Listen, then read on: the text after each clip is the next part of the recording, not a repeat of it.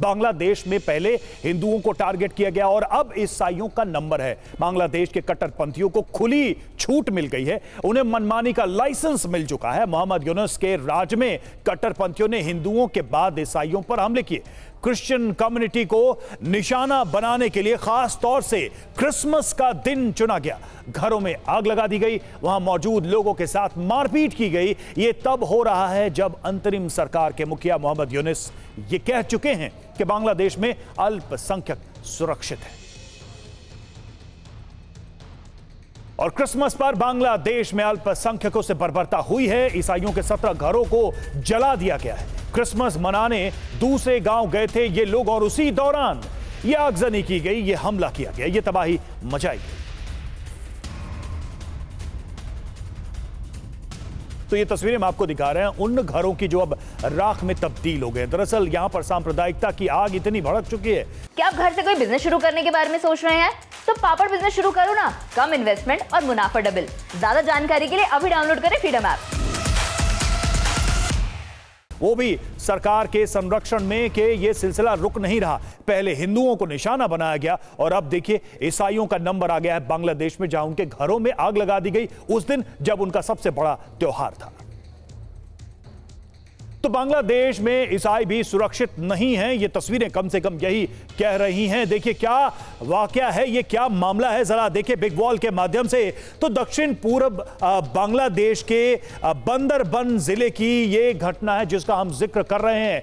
सैकड़ों हथियारबंद बदमाशों ने गांव पर अटैक कर दिया, हमला कर दिया इस गांव पर। वारदात के समय गांव में बेहद कम लोग मौजूद थे, वो दूसरी जगह गए थे इस त्योहार को मनाने के लिए। क्रिश्चियन त्रिपुरा समुदाय के 17 घरों को जला दिया गया, आग के हवाले कर दिया गया, सारे घर राख में तब्दील हो गए। ईसाई परिवारों को कुछ दिनों से धमकी भी दी जा रही थी, ऐसा नहीं था, लगातार धमकियां मिल रही थी, इलाका खाली करने को कहा जा रहा था, उन्हें यहां से जाने को कहा जा रहा था और अब देखिए आगजनी कर दी गई है। प्रशासन से शिकायत के बाद भी कोई एक्शन नहीं हुआ, इसलिए सरकार पर भी सवाल उठ रहे हैं। और बांग्लादेश की पूर्व प्रधानमंत्री शेख हसीना के बेटे संजीव वाजिद बेहद ही गंभीर आरोप लगा रहे हैं।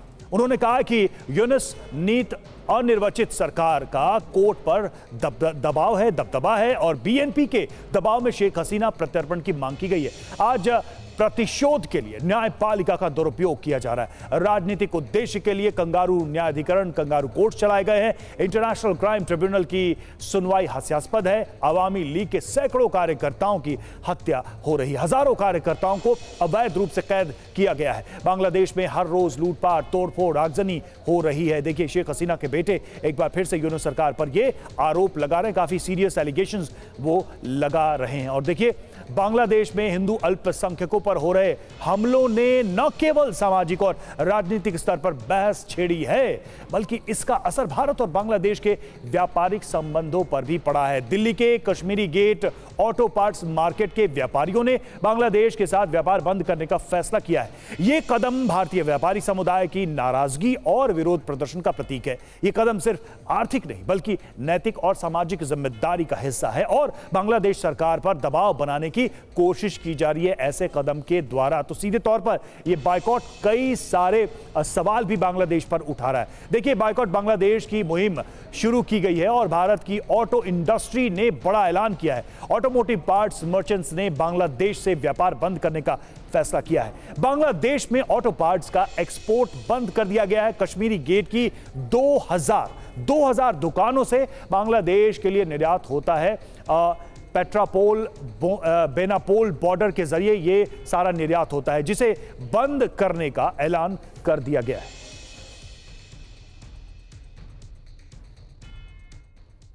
तो कश्मीरी गेट से शिवांग माथुर की एक ग्राउंड रिपोर्ट आपको दिखाते हैं इस ऐलान के बाद से।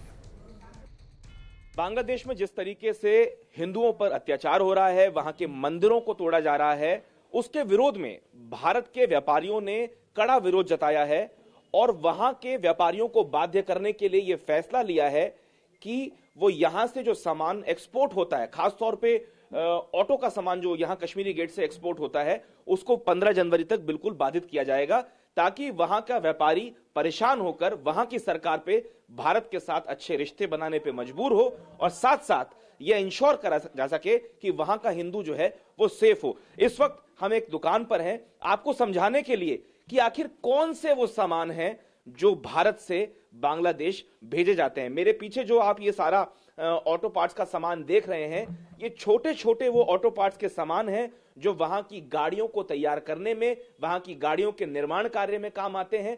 और ये वो छोटी छोटी चीजें हैं जो भारत से बहुत बड़े पैमाने पे कश्मीरी गेट से बांग्लादेश सालों साल से भेजी जा रही है। और कई लाख करोड़ का व्यापार यहां भारत जो है वो बांग्लादेश के साथ स्थापित करता है। हमारे साथ यहां के जो दुकान के मालिक हैं वो भी मौजूद हैं। सर, अपना नाम बताएं। प्रमोद कुमार। प्रमोद जी, मैं ये जानना चाहता हूं, ये जो चीजें हम देख रहे हैं आपके इस शोकेस में, कुछ इसके बारे में बताएं कि क्या क्या वो जरूरी चीजें हैं जो भारत बांग्लादेश को देता है, जिसके बिना बांग्लादेश का पहिया जो है वो रुक जाएगा। बिल्कुल, ये जैसे है, ये माउंटिंग है, माउंटिंग यहीं से जा सकती है सिर्फ, और वहाँ पे रबड़ का कोई काम नहीं है उनके पास। तो सब टोटल 100% आइटम है ये यहीं से, इंडिया से। माउंटिंग इसे कहा जाता है। हाँ, यस, माउंटिंग।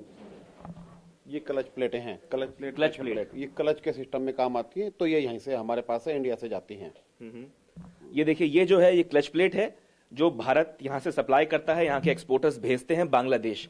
और कुछ सामान फिल्टर हैं ये जी, सभी तरह के फिल्टर यहीं से जाते हैं। जो एसी में हमारा एयर फिल्टर लगता है, AC filter, fuel filter, air filter, सारे ये सब हम ही सप्लाई करते हैं। और भी करते हैं, लेकिन ज्यादा सब इंडिया से ही है।